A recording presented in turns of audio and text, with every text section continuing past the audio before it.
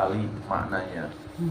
Ini sama saja seperti Yasin, Toha, Hamim dan sebagainya, tidak ada yang tahu maknanya itu apa.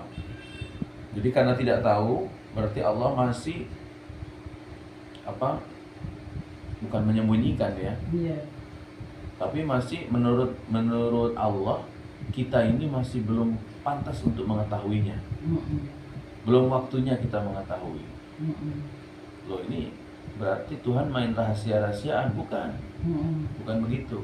Ini menunjukkan bahwa ayat ini berarti Al-Quran ini adalah kalam Allah. Yang alif lam ini. Ya. Ini yang Al-Baqarah ini artinya sapi betina. Ya, nanti itu judulnya itu judul surat. Yang sapi betina judul suratnya. Nah, ini alif lam mim aja dulu kita bahas. Alif lam mim memang ada artinya ini. Tidak ada ya, tidak kata artinya. Kenapa demikian?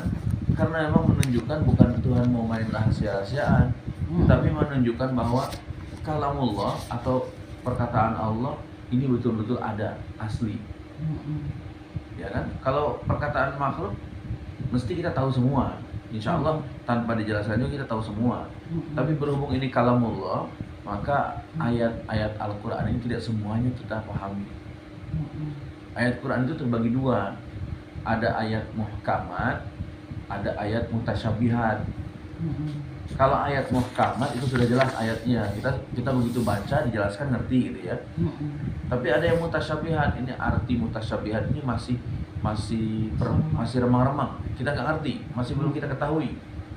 Bukan remang-remang lagi, malah kita tidak tahu. Saat ini tidak tahu. Hanya Allah yang maha mengetahui. Ini Abi bicara begini ketinggian nggak ya? Ya. Ngerti lah ya, takutnya nanti ada orang wah ketinggian Abi ngomong gini. Ini kajian SMA, ini kuliah jangan-jangan. Kami kan kuliah kan ini. Ya, ini kan kuliah, ini kita dengerin kuliah benar, kuliah Abi benar. Iya. Alhamdulillah. Ya, bersyukurlah. Berarti kayak kita ini kan ada Mama Lela, ada Bu Jepri, ada Bu Ningda, ini semuanya pengen belajar, lagi pengen belajar. Kalau tidak jelas kayak ini kan kurang memahami kami. Nah, itu. Alif lam ini Tidak pusing. Alhamdulillah, nggak pusing berarti ya. Abi ngomong gini tidak bingung ya. Iya. Nah, jadi gitu ya, itu ada dua. Ada ayat Quran yang muhkamat, ada yang mutasyabihat, ada yang mudah dipahami, ada yang memang belum mampu kita pahami. Nah, semacam Yasin tadi ya, alif lam mim toha kayak gitulah, kaf ha ya ain shad. Nah, simbol-simbol itu adalah milik Allah. Kita belum tahu maknanya. Ada ulama yang coba-coba, orang yang ya mungkin sok-sokan ya, dia mengartikan katanya alif lam mim itu Allah, Jibril, Muhammad katanya. Oh, padahal bukan begitu. Ya, Allah, Jibril, bukan begitu. Memang kita tidak tahu sama sekali artinya apa. Ya, karena memang ayat ini dilarang untuk diterjemahkan saat ini. Tapi nanti di akhirat kita akan dikasih tahu maksudnya apa sih ini alif lam mim segala macam ini. Kenapa kok ada simbol-simbol seperti ini? Nanti ada waktunya tahu. Ada waktunya tahu. Sebagaimana di Al-Quran diceritakan tentang surga, tentang neraka. Kita hanya modal cerita aja dari Al-Quran. Apakah kita yakin? Ya harus yakin. Ya. Nah, kenapa kita harus yakin? Ini kita akan jelaskan. Dalam ayat kedua dinyatakan dzalikal kitabu la raiba fi. Dalam kitab itu, dzalika al-kitabu maksudnya Al-Qur'an. Al-kitab itu maksudnya Al-Qur'an. Iya. Ya. La raiba fi ini juga suka dipakai ini misionaris ya untuk memurtadkan orang Islam. Katanya dzalika al-kitabu, Alkitab. Nah, berarti dalam kitab Alkitab itu kan kalau orang Kristen kitabnya itu sebetulnya disebut sekarang ini ya, mereka pakai istilah Alkitab.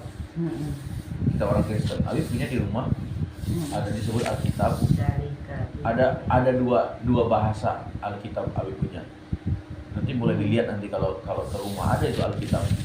Bahasa Indonesia ada, bahasa Yunani ada, bahasa Sunda ada. Nah, dan prinsip mereka Alkitab itulah kitab mereka. Padahal kalau dalam Kristen yang asli disebutnya Bible itu. Cuman karena masuk Indonesia di kalangan kaum muslimin digantilah jadi Alkitab supaya orang Islam tuh kenal, familiar gitu.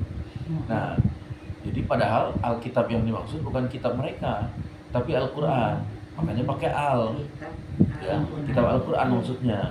Kitab Al-Quran itu tidak ada keraguan di dalamnya. Hudal lil muttaqin, petunjuk bagi orang-orang yang bertakwa. Nah, orang-orang yang bertakwa itu adalah orang-orang yang memang tidak akan ragu-ragu dalam Al-Quran. Kalau kita masih ragu-ragu sama Al-Quran, berarti kita belum bertakwa. Ya. Kan hudal lil muttaqin. Quran ini petunjuk bagi orang yang bertakwa. Nah, kalau kita masih ragu-ragu sama Al-Quran yang kita baca tiap hari, maka berarti kita belum takwa, belum bertakwa. Ya. Pokoknya tidak boleh ragu-ragu dengan apapun yang ada dalam Al-Quran. Kita jangan ragu-ragu. Kalau Quran suruh sholat, sholatlah. Kalau Quran suruh zakat, zakatlah. Nah, seperti ini perintah dalam Al-Quran. Kalau kita mau jadi disebut orang bertakwa, ciri orang bertakwa itu yang pertama, ya dengarkan ya, alladzina yu'minuna bil ghaib. Nah, itu ciri orang bertakwa yang pertama, yang tidak ragu dengan Al-Quran. Dia percaya kepada yang beriman. Dia percaya kepada yang ghaib. Yang pertama itu. Mereka yang beriman kepada yang ghaib. Nah, kalau lihat ngerti ya. Kalau Ini dilihat artinya biar itu. Jadi alladzina yu'minuna bil ghaib. Orang bertakwa itu sekali lagi ya, cirinya yang pertama adalah dia beriman kepada yang gaib. Sekarang Abi tanya, kalau kita bicara hal yang gaib, apa saja sih yang disebut dengan hal gaib? Gaib, hal gaib. Orang yang beriman itu, orang bertakwa itu, dia beriman kepada yang gaib. Orang yang sekali